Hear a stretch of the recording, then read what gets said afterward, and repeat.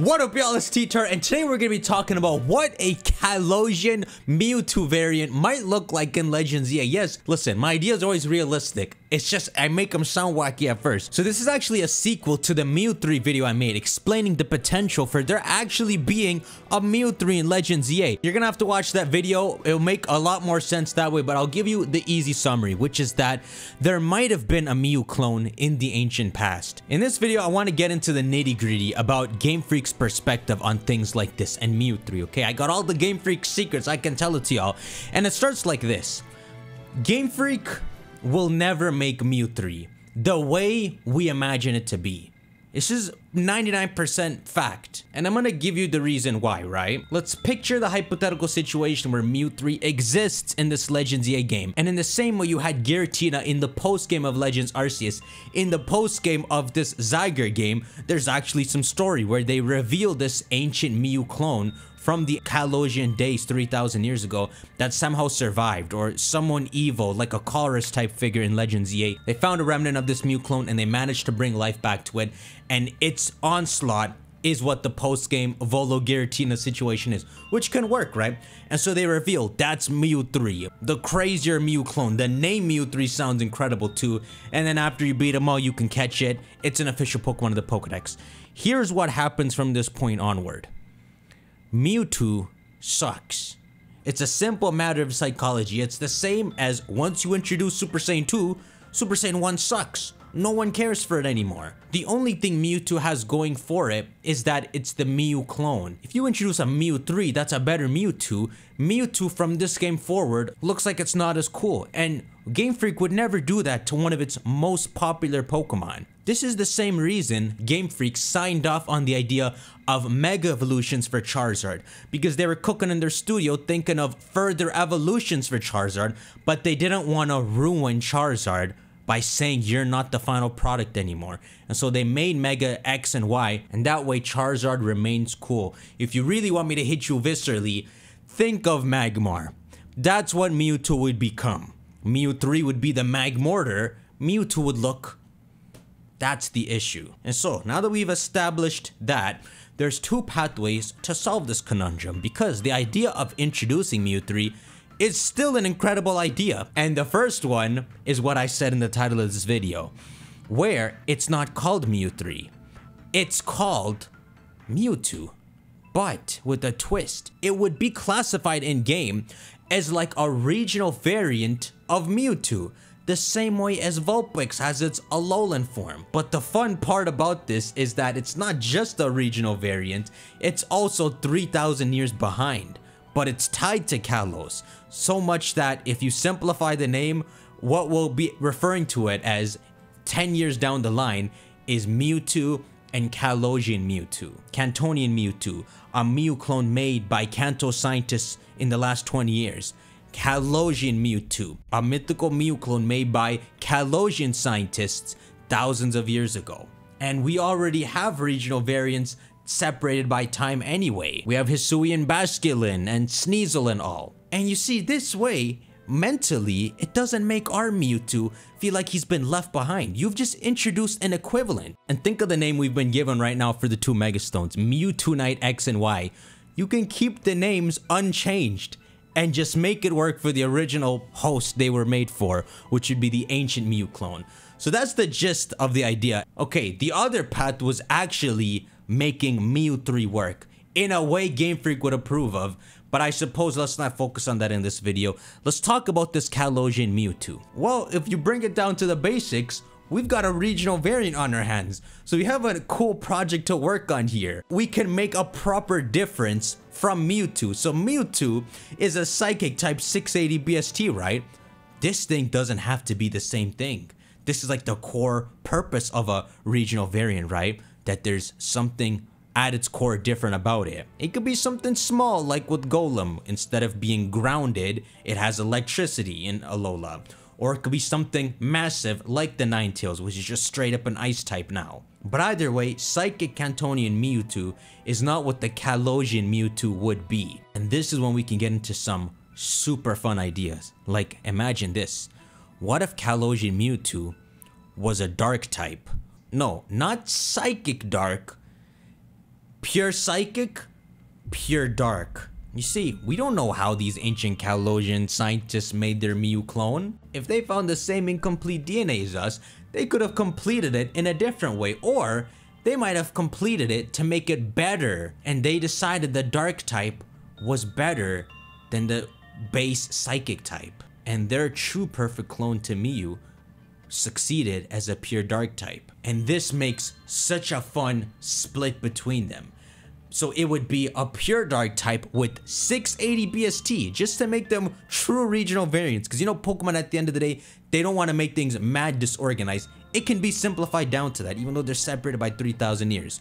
And it probably have similar stat spreads, except they could do something interesting where the Dark Mewtwo is more physically offensive. And so Mewtwo, which has 110 attack and 154 special attack, you could reverse it. So Kalos Mewtwo would have a 154 attack and 110 special attack, and a new signature move like Psy Strike, but it's physical and it's a dark move. God, it's so fun, isn't it? So yeah, just to keep things as simple as possible, its appearance would look a lot like Mewtwo. The same crap behind his neck, I still don't know what that is. Maybe dude's got some freaking eyeshadow around his eyes, and the two colors give off a more tainted feel. So it could be black, kind of like how that Shadow Mewtwo looks in Pokken, or you could do something like translucent. You know, Primal Kyogre, you can see through it and it has this odd gradient look. You can have it so this Kalos Mewtwo also has that weird biology to it, where you can kind of see through it. Either way, after having played with it in Photoshop a bit, I have come to like what I've done here the best, where I just made it look like a foreign Mewtwo. Yeah, I gave it the eyeshadow because it makes it look different enough. But this way, it doesn't weaken Mewtwo's brand. It looks so much like Mewtwo, it actually strengthens it more and makes Mewtwo even more a popular Pokemon. But you get such an odd foreign feeling when you look at that Mewtwo there. A weird sense that that's the enemy version. If somehow what I'm saying is right, something like this would be the most likely design. Even more likely than making it fully black. Either way, if I show you silhouette, you wouldn't be able to tell the two apart. And things only get juicier from there. Are you ready for this next part? Mega Evolution. You see, these Mega Stones we give to modern Mewtwo, I'm theorizing they're made for this dude, right?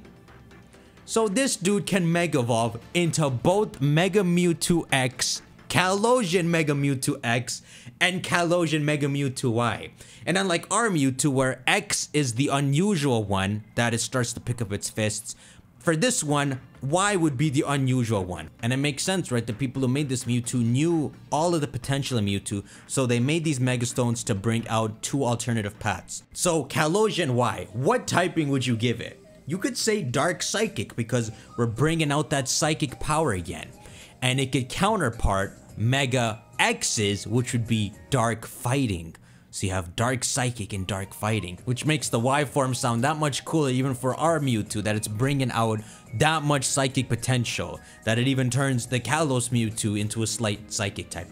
But I almost think what would be cooler is if Kalos Y was pure dark, and then Kalos X was just Dark Fighting. So a perfect symmetry with our Mewtwo.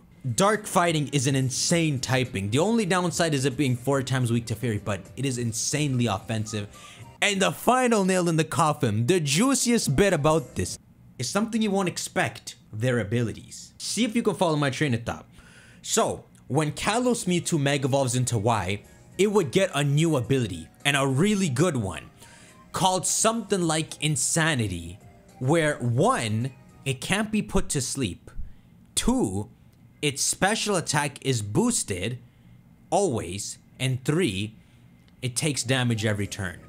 Now this is very akin to an ability we have already in Pokemon called Solar Power, where your special attack goes up, but you die in 8 turns. That's how much damage you're taking at the end of every turn. Pretty much it has so much overwhelming power that its special attack goes up and it can't fall asleep, but it's suffering from it and dying every turn. And if y'all have figured out why I said it like this, it's to make sense of something stupid Game Freak did.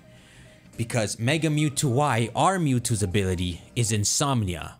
They could have given the Mega Mewtwo's any ability, and you may say they did it to nerf it, but Mega Rayquaza has Delta Stream, So they did not have to nerf Mega Mewtwo through its ability, even though Insomnia is a good ability, but it paints a continuing story, where our Mewtwo, that's why it has Insomnia.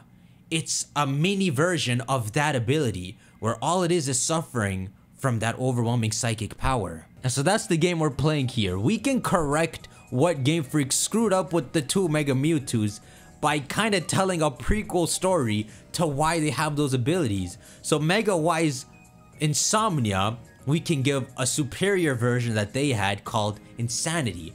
And now Mega Mewtwo X, so his ability is Steadfast, which in Japanese is called something like Persevering Heart. Pretty much Steadfast makes it so if you flinch, your speed goes up, which makes sense for the name, right? You flinch it, the Pokemon's like, frick, I flinched, I missed my turn, but their Persevering Heart makes them get up even stronger. You can, I guess, make a superior version to this called like Relentless, where every time it takes damage, not just flinches, but takes damage, its speed goes up. And so now you have 2 superior abilities. And the reason it works out to being cool is because these Mega Stones weren't made for our Mewtwo, right? So of course it ended up with these poo abilities. Or you can make Relentless something that still functions off being flinched, right? So maybe whenever Mewtwo flinches, it drains a bit of its health, like 1/8, and pushes itself, and then its attack and speed raise.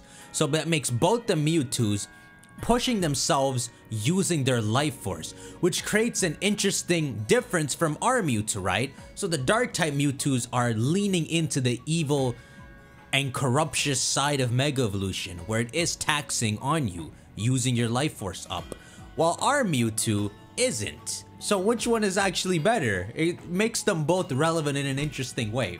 Anyhow, that's my idea for Mew 3, the ultimate way they can introduce it, in a way Game Freak would approve of. Trust me, I talked to them, I know. Anyhow, let me know your thoughts. Do you think my Kalosian Mewtwo idea can work? Or do you think it's as crazy as it sounds? I'll see you on the next one. Take care.